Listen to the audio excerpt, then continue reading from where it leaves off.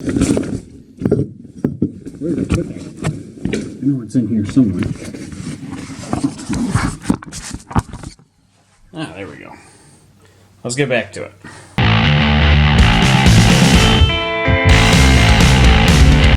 Alright guys, welcome back. We're back with the 600. It hasn't changed at all. Since the last time you guys saw it, snow melted and I lost motivation on it, so I put it in the shed. And yeah, but we've got new news for it. So I've been working the last couple weeks just on and off trying to figure out, you know, what all the plugs went to for the vmax, because I didn't pay nearly enough attention to that when I took it apart. I actually went back to Lost Viking and I looked over the chassis and figured out what I could from that. Other than that, here's a pro tip. If you can't figure some plugs out, get on eBay and look up, like, whatever model, look up switches or sensors and just compare the plugs. That's what I did for a whole bunch of these. And yeah, so that's what told me that that's actually the temp sensor for the head, because I've been wondering what that was this whole time.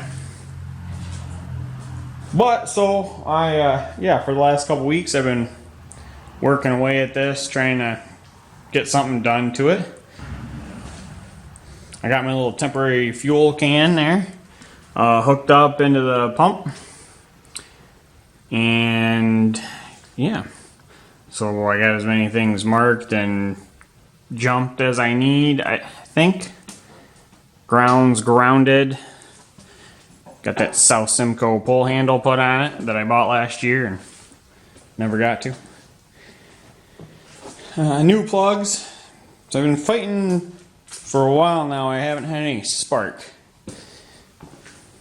And so some of the weird things, like differences, is like on a vmax, the coil is mounted on the airbox and then is grounded separately.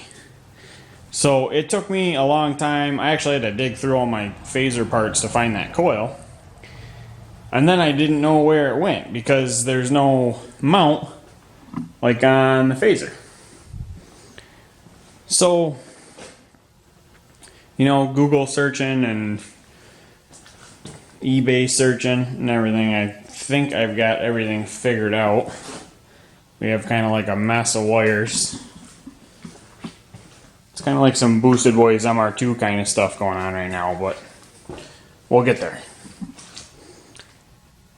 So I've been dealing with no spark for the past about week. I've been chasing. Figured out that I actually didn't have an ignition switch. I had to order. I bought a used ignition switch off eBay. That was a big problem. So then I was still working on it and I couldn't find anything. So this plug that I found, if it focuses, has a red wire, a black wire, and then a red and a white. Yeah. And I just didn't know what that was. So I just took the chance on it and I hooked the red up to power and black up to ground. And actually the red and white is crossed over to the power in there. And I hooked it to this little battery I have for the little four-wheeler over there I'm working on. And we're going to give her a pull and see what she does. And then we can talk about, you know, what else I have to do to this to get it going. So I've been pulling this quite a bit today, so I'm pretty sure I have fuel all the way through it. I have my key on. Ignition coil is plugged in. That's grounded. The engine's grounded. Yeah, I mean, I think we're ready to give her a pull and see what happens.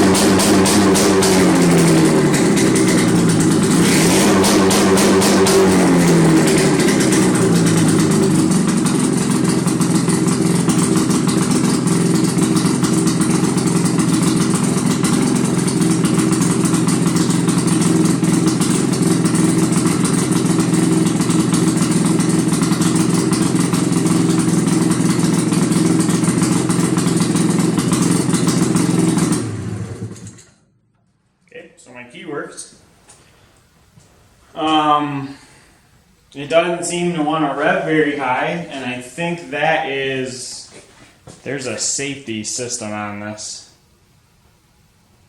TORS or something they call it, that won't let you rev past 3,000, I think.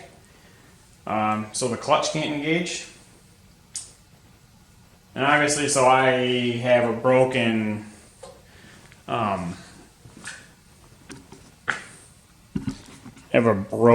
kill switch, and that might be what's going on, because I just have it unplugged right now. I mean, I'm missing the whole thing, so I gotta swing by Lost Viking. Hopefully I can find one of them up there. Other than that, I'm really happy it started. I need to get the exhaust done. So.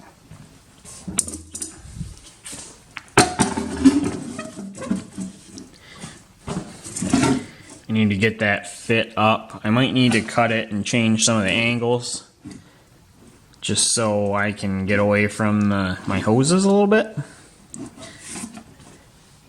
Maybe get it down closer to where the factory one sat. But I don't want to change it too much, because I don't know. I don't want to change it so much that I jeopardize the engine. I would like to use the same exhaust hole if I could. It's not looking very promising, because I mean, I'd have to just shoot a straight 90 down.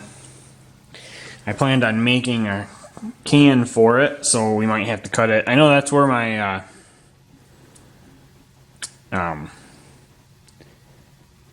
my pipe on the other phaser goes, is like out this corner. They cut a hole in it and put it. That might be what we're doing. Other than that, I need to put new bearings in the chain case. Still have to figure out the coolant lines. I got terrible lighting right here. I have to drop one of these down to like a 3/4 inch. So I have extras. I might cut them. I might take a slice out the middle and squeeze it together and see if I can do that. I mean, it's worth a shot. I did have some smoke coming out of this coolant hose, which isn't a very good sign, but yeah, I don't think it should be going pretty good. I have to figure out too where to put my pull cord, because the factory spot is, it'd have to run right through the brake. You know, let's actually look at that on the phaser, because yeah.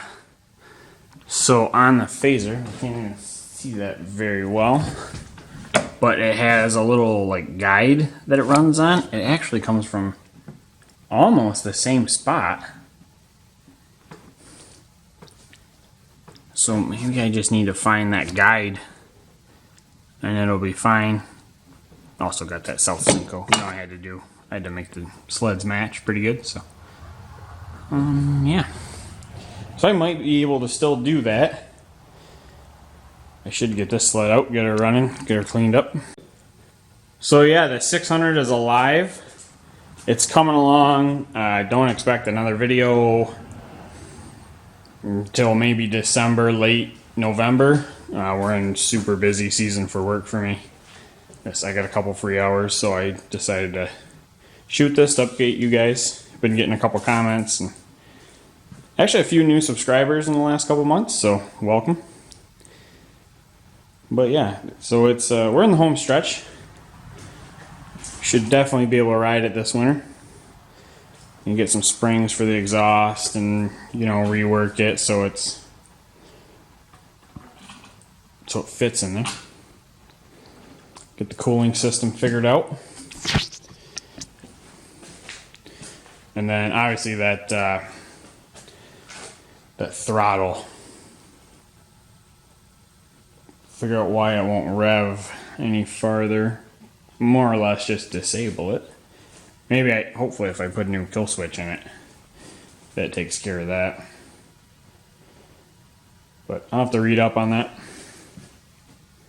But yeah, super exciting. I can't believe it's actually running. I was really close last year. I guess I should have just kept pushing for a little while, but yeah, so we gotta finish the exhaust up, get some bearings in the chain case, get the chain on there, and then just clean up, you know, get all these hoses away from the jack shaft and the wiring and the cooling system, and we should be able to test drive it. Obviously build a little more permanent gas tank, although I have more of those. I could just mount two, like back to back in here. You know, just another one sitting next to it. I'll have to find an oil tank too. I'm just running premix through it right now. And I'm sure I could find a spot to put an oil tank in it. I think maybe we put another bracket up on here and just a small tank. I don't plan on this being a long distance sled by any means, so. But yeah, we're getting there.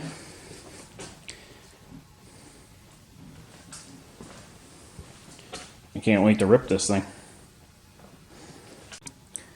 So yeah guys, there's the update on the 600 Phazer. When we get this done, well, probably before we get it done, I'll have another one. I've been eyeing up another Phazer, so that one I'm thinking we do like more of a, well, I'm kind of torn. So we could do the simple build, leave it at 121, and actually the one I'm looking at doesn't have a rear skid under it, so it could be anything. But that's, I don't know if we do a budget like 121 and we just lighten it up, or if I go like full-blown turbo. And I have been researching EFI conversions, because that would be cool, like a 485 EFI turbo. You know, just I'll probably end up buying a turbo and putting it on something just because that's what I do. But that's where we're at now. We got the 600 running. We just need to do a few things to make it